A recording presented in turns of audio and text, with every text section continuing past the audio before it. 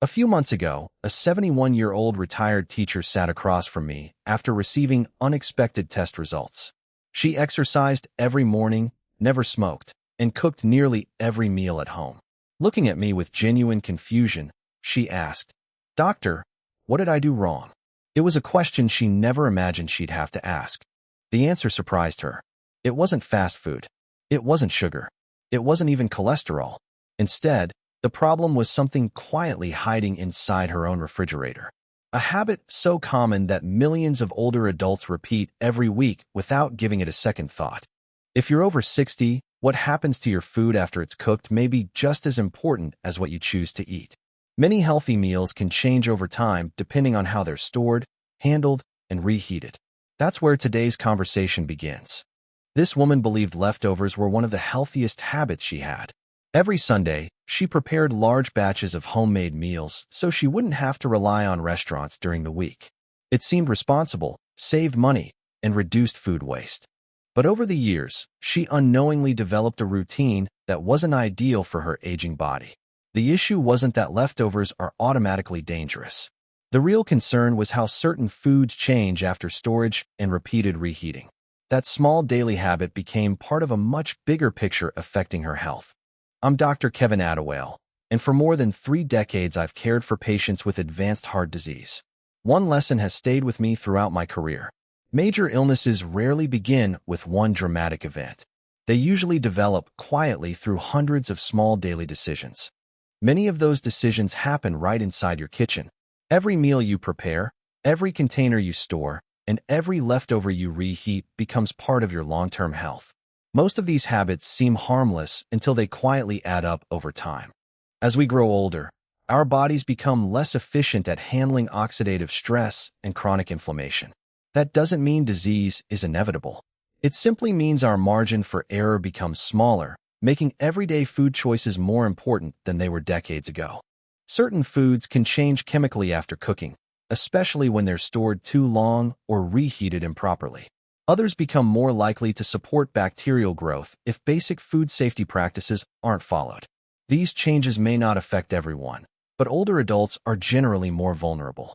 Before we continue, let's clear up one important misconception. This isn't about being afraid of leftovers. Many leftovers are perfectly safe when cooled quickly, refrigerated properly, and reheated thoroughly.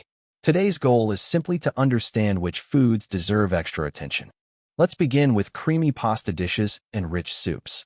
They're easy to prepare in large batches and incredibly convenient during busy weeks. But repeated heating can change their texture and make it harder to warm every portion evenly to a safe temperature. One gentleman I treated reheated the same creamy chicken soup several times over 4 days because, as he told me, it still smelled fine. Unfortunately, smell isn't a reliable way to judge food safety. Harmful bacteria can grow without changing the odor. A much safer habit is dividing large batches into smaller containers immediately after cooking. That way, each portion is reheated only once.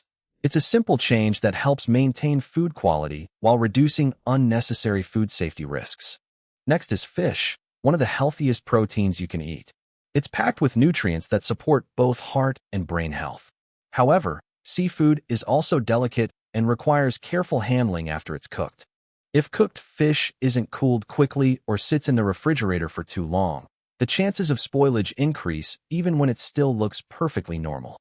Older adults often experience more serious complications from foodborne illness, making proper storage especially important.